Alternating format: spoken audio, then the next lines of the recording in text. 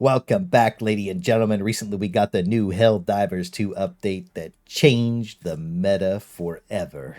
Not like we were really participating in the Railgun Fiesta in the first place, but I did want to give my thoughts and opinions about the hidden changes that are kind of breaking the game and talk about the buffs, nerfs, mechs, and drama. So sorry this is a few days late. I just like letting it marinate for a little bit so I can form a better opinion instead of making snap decisions without testing everything. And I also do have to thank everyone for all the love and support recently. The last stream was absolutely insane. Like, I couldn't even believe it. So genuinely just thank you guys so much. And if you know any of the hidden changes I don't talk about in this video, please comment them down below so I can make notes of them. The only reason I've been able to stay so far ahead of everything, on top of everything, is because of you guys. So I want to make sure that as a community we just stay on top of everything. And make sure you join my Discord. It's where I announce everything that I'm doing first, including the build updates that I keep getting asked about. We did those on stream a couple days ago, so those are all just in the useful stuff channel. For now though, we're going to light this off with the spicy drama and an interesting situation where a dev on the weapon balance team decided to go on Reddit and antagonize people for some reason. Obviously, this didn't go well. I don't know who thought it would, but it made Arrowhead Studios look really bad. And I think anytime you see a situation where instead of trying to understand why people are frustrated, you just try and piss them off, is always going to be bad. And the CEO already commented on the situation, and Mr. Fred also apologized. So we'll take that for what it is. But it wasn't just him. There's a few people representing Arrowhead that are really just focused on negativity for some reason. We've also seen this kind of thing before after companies have a good game launch and just get gassed up, but this is coming from them being mad at like 1% of people that want a W key one-shot everything, and like those people don't really matter. So even focusing on them at all is just a complete waste of time and resources, because the mass majority of people, from everything that I've read and all the feedback that I'm getting, is that people just want a fun thematic horde shooter experience. And I really think that just focusing on what would be the most fun and cool while trying to make everything viable is the direction they should be going in. That's why when I read this post that explained the balance patch, I was kind of just confused, because between this and the patch notes, there are just so many hidden changes that we still don't know everything that made it in. But what became clear to me is that the balance team doesn't understand that it's not even that people want to use the railgun, it's just that there's no consistent alternative when you have Bile Titans taking back shots like it's their first cruise vacation. The spear is the perfect example of something that could just RNG not kill a Bile Titan or even a tank in a few hits. Like, even the perfect shot from the front can miss the head of a Bile Titan sometimes. And that just feels terrible because it makes it inconsistent. They said they fixed the lock on and stuff too, but like, it's still broken. I have tons of examples of you just not even be able to lock one thing when there's multiple things you can lock at the same time. It just doesn't work most of the time. So they also made it so that you get back a rocket no matter what ammo you pick up, but this thing eats so many resources that it feels like you're just wasting half your rockets most of the time. I think it should be able to consistently one-shot hulks and chargers no matter where it hits, and I think the easiest way they could fix the spear is just to change the lethal hit zone to the explosion instead of the impact. That way it has an easier time removing every target that it hits. And honestly, I don't think it should ever take more than 2 rockets to remove the tanks or the Bile Titans, irrelevant of where it hits, because it makes it feel bad and inconsistent. And these kind of inconsistencies are what made the railgun so popular in the first place, because it's the only reliable armor removal tool that doesn't actively try and kill you. And considering the difficulty slider is just to spam you with armor, it's obvious why it's so popular. And even after the change, it's still the best tool for doing that, because anything with a risk reward will always outperform other things when the risk basically just doesn't exist. I never really used the railgun outside of unsafe mode, so the difference was just negligible for me in the first place, and the gun basically just functions the same from like 85 to 95% charge rate, minus an extra shot or two here and there. I used it just fine on stream, and I don't see the railgun meta going away until they make meaningful changes to make other armor removal tools more consistent and viable. To clarify, they don't need more damage, they just need to do what they're supposed to. They also need to fix the enemies and stop making hidden changes that remove creative ways to kill things. You used to be able to use 3 impact grenades, and like, they had to be perfectly placed to kill a Bile Titan, and it was such a huge investment of resources that it was a last-ditch effort, like your literal last resort to killing a Bile Titan. But removing that contributes to things like forcing us into a certain meta. And to me, their theory of weapon balance, not just from this post, but also their weapon balance dev, looks very limited to spreadsheet balance, and not why things feel good or fun to use. And I'll expand on this so nobody intentionally misunderstands it. Saying that your primary weapons don't have a huge footprint on the game or impact is a massive misrepresentation of a balanced loadout and kit.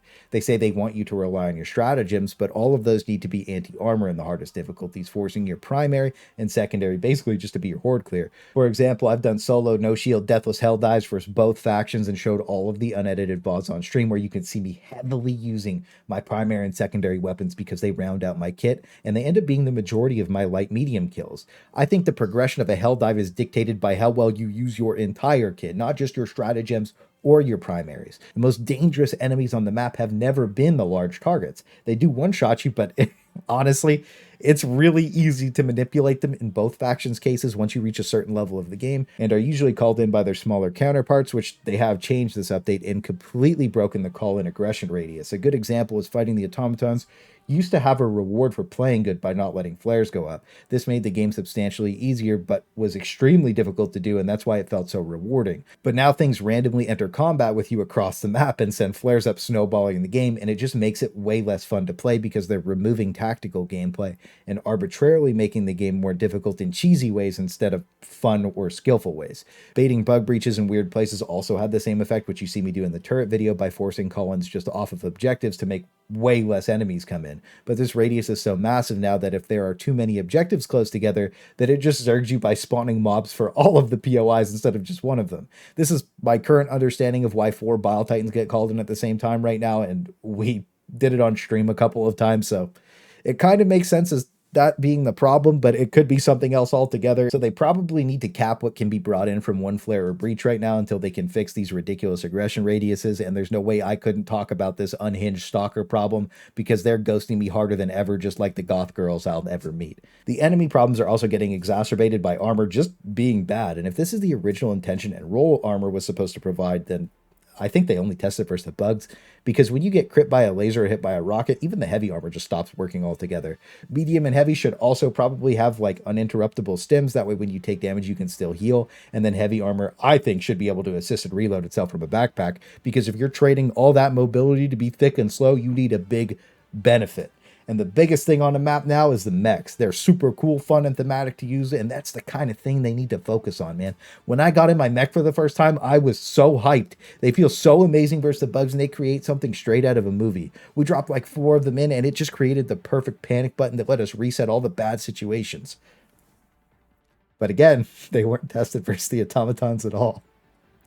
One rocket literally kills it, so balancing around the bug seems to be a real trend this update, and the Flamethrower is probably another pretty good example of that and can cook everything sub a Bile Titan, but in the process, it made the rest of the fire feel way worse to use, and I still think fire should have a stacking damage mechanic, so that way it would be more effective versus the automatons as well, because it still sucks at killing them for the most part, but if the Flamethrower is purely a bug weapon, that's probably okay. I just don't think weapons should be ignored versus another faction, because the laser cannon feels amazing versus both factions to use. And this is probably the biggest W of the entire update with the armor peen increase. And just the overall fluidity of the weapon makes it feel so much better to use. And it really just feels thematic, like it's a cool laser cannon. And they need to apply that ideology to the rest of the game. And I think they should do this for all the weapons. Like things like the Breaker didn't need a 20% ammo nerf, which is an effective use nerf that feels worse than an actual damage nerf, by the way, and is still the main weapon that rounds out most kits because it's still the best at light medium removal. It's just not as cool or interesting as it used to be,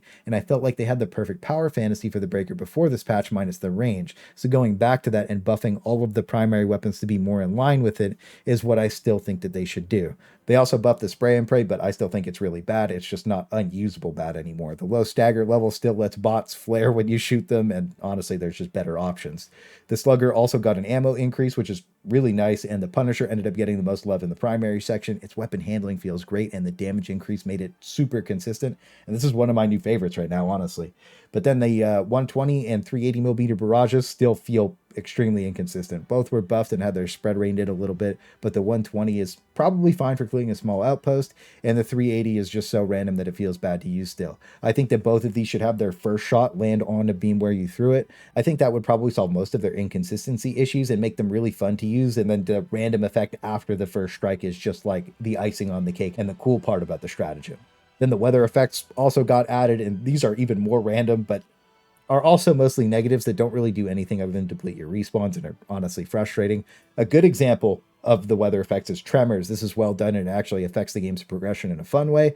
But a bad effect is Ion Storm that disables your strats, but it doesn't disable the robots, which it should totally do both. So I'm getting a lot of different mixed signals from this update, and this post kind of just confused me more than anything. They say they want to make the game fair and enjoyable with the best experience for everyone, but almost every hidden change does the opposite of this. So more transparent patch notes in the future with important things that change how the game's played should always be included. There's no reason something like rockets never ricocheting should be withheld. It's very important, and it kind of just has my overall feelings about the weapon balance update feel like it was based purely around the terminids with no look at the automatons whatsoever. The actual weapon balance for me is just mediocre across the board. They need to focus on making things consistent and viable, and the game will just feel better across the board to play. But that's going to be all for now, and I wish you the best of luck out there. 3, 2, 1, fire!